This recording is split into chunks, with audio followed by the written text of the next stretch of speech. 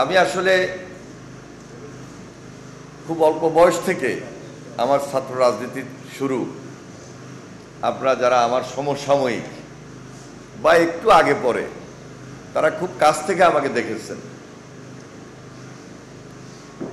মইনুল হাসান সোহেল তার লিখিত বক্তব্যে আমার একটা পরিচিতি দেওয়ার চেষ্টা করেছে,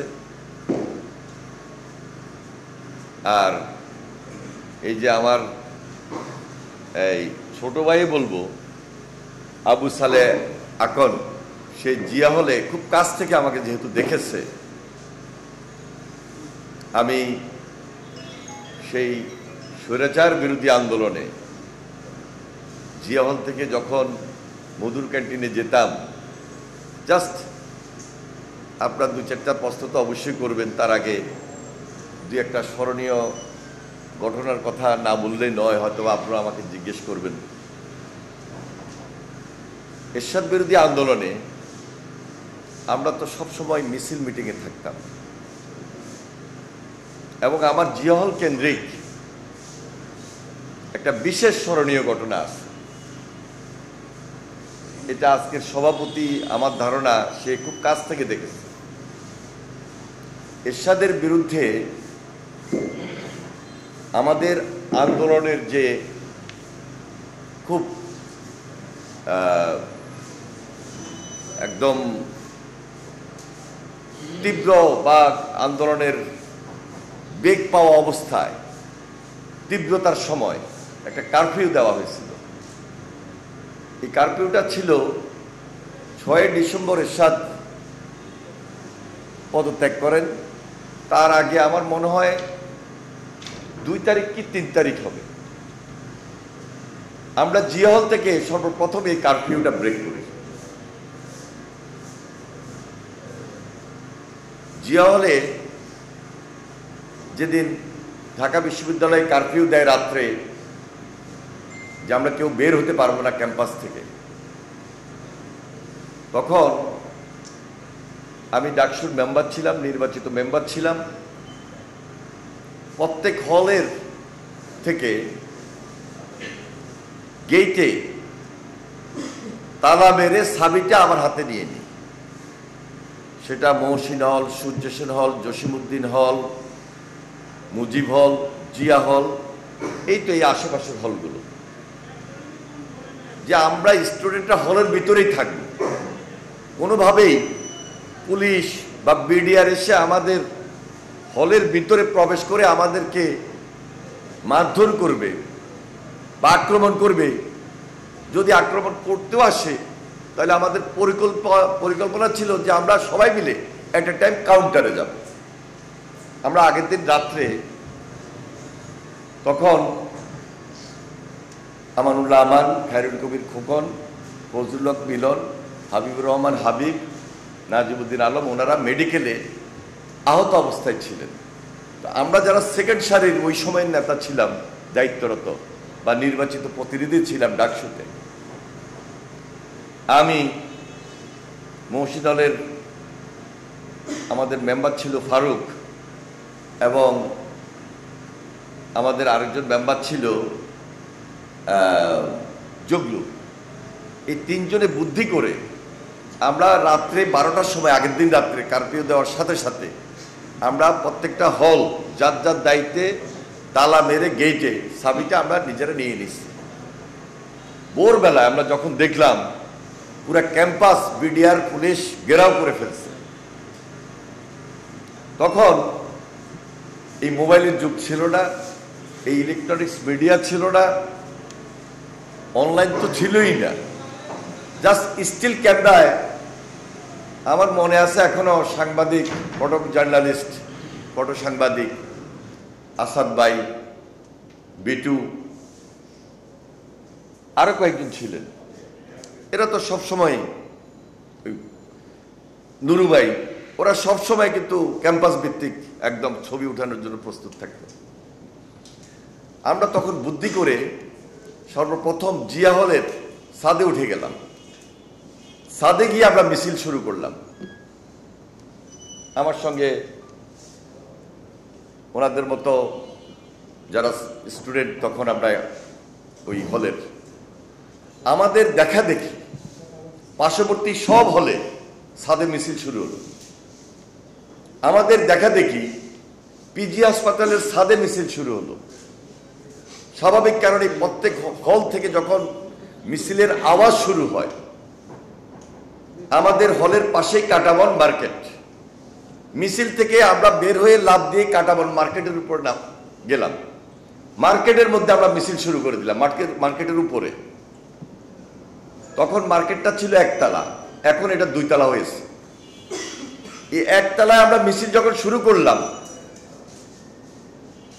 পুলিশ বিডিআর কিন্তু পাশে ঘেরাও অবস্থায়, মানে আমাদেরকে আক্রমণ করবে, টিয়ার সেল মারবে, গুলি করবে।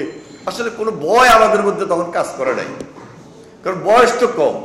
যে স্পিরিট আর এরশাদের বিরুদ্ধে দীর্ঘ আমাদের 9 বছরের আন্দোলন সংগ্রাম, এবং 90 সাল, তখন আমরা 90-তে তখন আমাদের সেই কাঁটাবন মার্কেট থেকে আমরা নিচে নামলাম। যখনই নিচে নামলাম, ক্যাম্পাসের ভিতর দিয়ে সূর্যসেন, জসিমউদ্দিন সূর্যসেন হল হয়ে আমরা বের হব। এমন সময় আমাদের সঙ্গে মুজিব হল, জসিমউদ্দিন হল, সূর্যসেন হল, মহসিন হল সবাই একত্রিত হলেন, বিশাল মিছিল। আমরা তখন রোকে হলের সামনে দিয়ে টিএসসি হয়ে যাব, পিছন থেকে এফ রহমান হল, অন্যান্য হলের সবাই এসে আমরা জড়ো হলাম। মিছিল খুব স্পিডে। এই যে আমাদের কারফিউ ব্রেক করা, আমাদের সামনে তখন রোকেয়া হল থেকে, মনে আছে, রোকেয়া হল থেকে এবং শামসুনার হল থেকে আমাদের ছাত্রী বোনেরা, ছাত্রী নেত্রীরা এসে আমাদের সামনে যখন আসলো, এই মিছিল নিয়ে আমরা প্রেস ক্লাব গেলাম, কারফিউ ব্রেক করলাম। মতিঝিল হয়ে এই যে পল্টন, যে এখন থানা, বিএনপি অফিসের সামনে দিয়ে যখন আমরা আসতেছি, প্রত্যেকটা জায়গায় জায়গায় তখন আর্মি এইভাবে তাক করা ছিল, বিডিআর তাক করা ছিল, পুলিশের একদম রাইফেল তাক করা ছিল। ওদের রক্তচক্ষুকে উপেক্ষা করে আমরা কারফিউ ব্রেক করে আবার ক্যাম্পাসে যখন আসছি, তখন আজিমপুর গোরস্থানের আশেপাশে আমাদের মিছিলের উপর হামলা করেছিল তৎকালীন সরকারের কিছু বাহিনী এবং প্রশাসনের কিছু লোক। কিন্তু আমরা তখন ঢাকা বিশ্ববিদ্যালয়ের ভাইস চ্যান্সেলর বাসভবনের সামনে সবাই একত্রিত হয়েছি, স্লোগান দিলাম। এর মধ্যে খবর পেলাম যে ক্যান্টনমেন্টের ভিতরে, এটা 3 তারিখ সম্ভবত, ক্যান্টনমেন্টের ভিতরে খুব উত্তপ্ত। এই তো 4 তারিখ, 5 তারিখ, 6 তারিখে এরশাদের পতন হলো।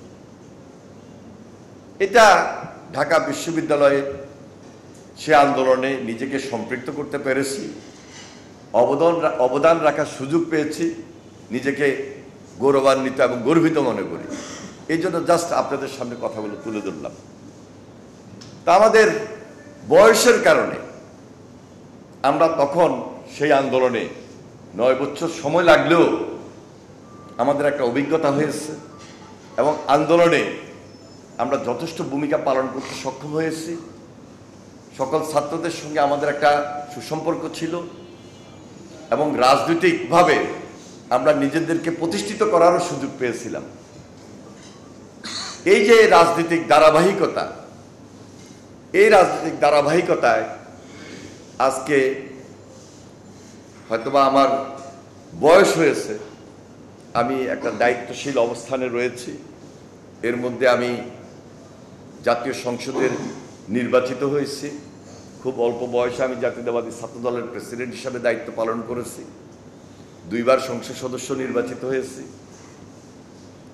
এখন দলের দায়িত্ব পালন করছি। ধরেন হয়তোবা রাজনীতি না করলে, যেহেতু আমি অ্যাপ্লাইড কেমিস্ট্রি অ্যান্ড কেমিক্যাল টেকনোলজির স্টুডেন্ট ছিলাম, সায়েন্স ফ্যাকাল্টির পড়ালেখার চাপ খুব বেশি ছিল। হয়তোবা একটা বিশ্ববিদ্যালয়ের শিক্ষক হতে পারতাম, অথবা একটা সরকারি চাকরি করতে পারতাম, একজন ব্যবসায়ী হতে পারতাম, বা অন্য কোনো কার্যক্রমে যেতে পারতাম, সায়েন্টিস্ট হওয়ারও সুযোগ ছিল। আমার নিজস্ব কিছু পাবলিকেশনসও ছিল,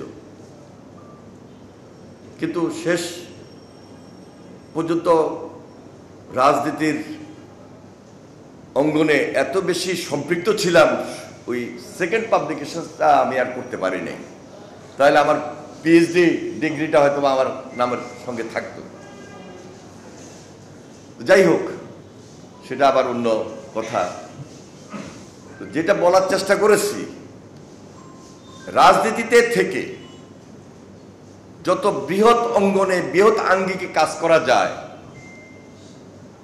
আমি যদি রাজনীতির বাহিরে আজকে কোনো পেশায় ঢুকতাম, তাহলে হয়তোবা আমি 3-4-5 লাখ লোকের সঙ্গে আমার সম্পৃক্ততা থাকতো এবং তাদের সঙ্গে আমার ভালো মন্দ আলাপ আলোচনা, সেই দিকে আমি সীমাবদ্ধ থাকতাম। কিন্তু রাজনীতি করার কারণে আমি আজকে হাজার হাজার লক্ষ লক্ষ কোটি কোটি মানুষের সামনে কথা বলছি, তাদের সঙ্গে আমার একটা এঙ্গেজমেন্ট তৈরি হলো, তাদের সঙ্গে আমার কাজ করার একটা সুযোগ হলো, আমি একটা অবদান রাখার চেষ্টা করতে সুযোগ পাচ্ছি। এই যে বৃহৎ অঙ্গনে রাজনীতিকে নিজেকে নিয়োজিত করে ভালো কাজ করা যায়, আপনাদের আন্তরিকতা এবং সহযোগিতার মধ্য দিয়ে যারা আমাকে এই রাজনীতি করার ক্ষেত্রে সহযোগিতা করেছেন, পরামর্শ দিয়েছেন, বিশেষ করে 91-এ আমার ফাদার তিনি ইন্তেকাল করেন। তার আগে আমি জিয়া হলে যখন নির্বাচন করি, নির্বাচন করার ক্ষেত্রে উনি আমাকে আর্থিকভাবেও যথেষ্ট সহযোগিতা করেছেন, উৎসাহ দিয়েছেন। আমার পিতা হাজী মরহুম বশিরুল্লাহ চৌধুরী, আমি ওনাকে স্মরণ করছি। আমার মা, তিনি গৃহিণী, তিনিও সবসময় পড়ালেখার ব্যাপারে যথেষ্ট পরামর্শ রাখতেন। যখনই রাজনীতির মাঠে চলে যাব, চলে গিয়েছি, কথা বলছি, মিছিল মিটিংয়ে যাচ্ছি, কারণ 9 বছর তো খুব কঠিন সময় ছিল তখন।